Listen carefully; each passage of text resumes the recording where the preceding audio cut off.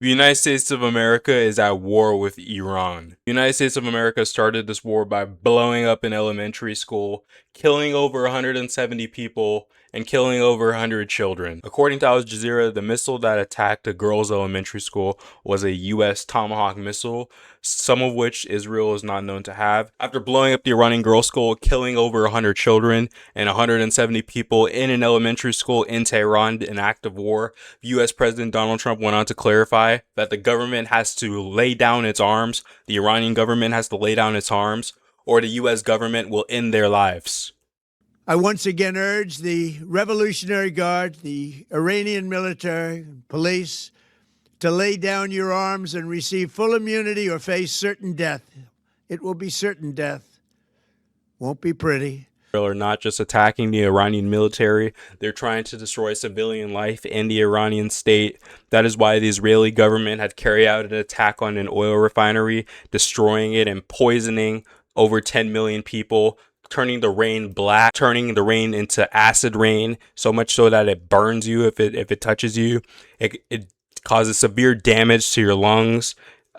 One of the worst catastrophes I've ever seen in warfare, and engaging in indiscriminate acts of chemical warfare against the civilian population. The Iranian government has not sat idle while the U.S. and Israel have conducted chemical warfare, poisoning 10 million people and blowing up their schools and blowing up other infrastructure in their country. The Iranian government has decided to attack U.S. military assets in the region that are in other countries, in Bahrain, in Kuwait, in the UAE, in other Arab nations that host U.S. military bases or other U.S. facilities, CIA headquarters, naval asset bases.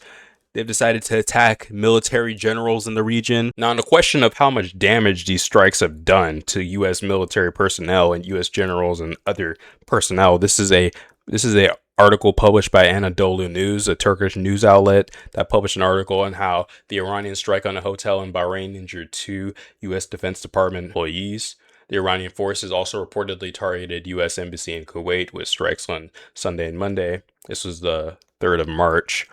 We do know that they've been targeting U.S. embassies. I mean, like, this is an unbelievable escalation. Like, can you imagine another time when the Iranian state, which is, targeting U.S. embassies? Like, these are supposed to be places where, the governments are supposed to, have some form of diplomatic talks. But, like, they're basically saying, by targeting these embassies, they're basically saying that we don't want to negotiate with you. We don't see any value in doing it. Anyways, let's going further.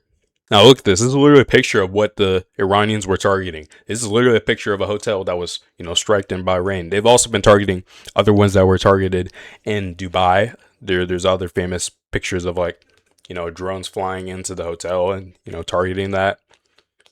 And the reason the Iranian government's targeting these, facilities is because, like, U.S. generals or U.S. military assets are, resting in these locations. And clearly the government, or really the military command structure, which is autonomous at the moment, because the government has decentralized its military command, so the generals are kind of operating on their own.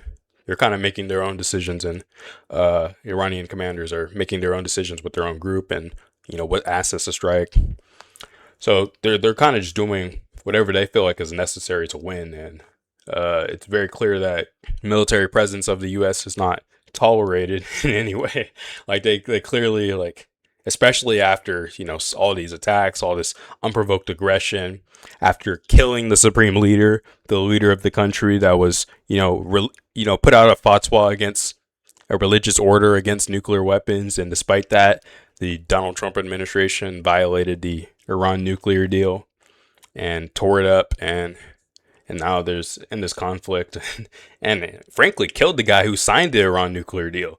That's the ultimate disrespect. Like, we have no intentions of negotiating with you.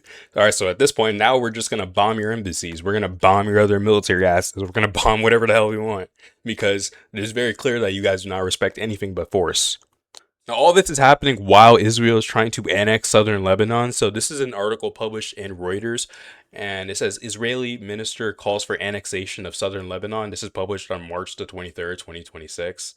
And Israel should extend its borders with Lebanon up to the Litani River, deep inside the country's south. I mean, Israel's finance minister, that's probably Smotrich, right? Yeah, it says down there. The comments by Smotrich were the most explicit yet by a senior Israeli officer on seizing, Lebanese territory in a fight.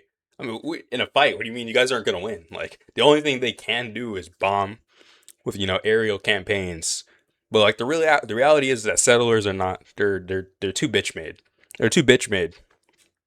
They were already kicked out of southern Lebanon. If they weren't bitch made, they wouldn't have been, crying about, getting hung up in traps and getting, split up from their regiments and getting, you know, picked off one by one in the middle of the night and having zero combat experience and just, their combat experience was blowing up people in a concentration camp with drones. Like when they have to actually, fight people who have, weapons and have territorial advantage, they immediately lose because they're a bunch of settlers and a bunch of bitch made, uh, you know, really bitch made. There's bitch made. I mean, not much more than that. I mean, they have no chance of annexing southern Lebanon, but clearly it's Israel's interest to pursue a ever widening border, to create greater Israel, and obviously it'll never happen because they have no chance. First of all, they have no chance of beating the Iranian military.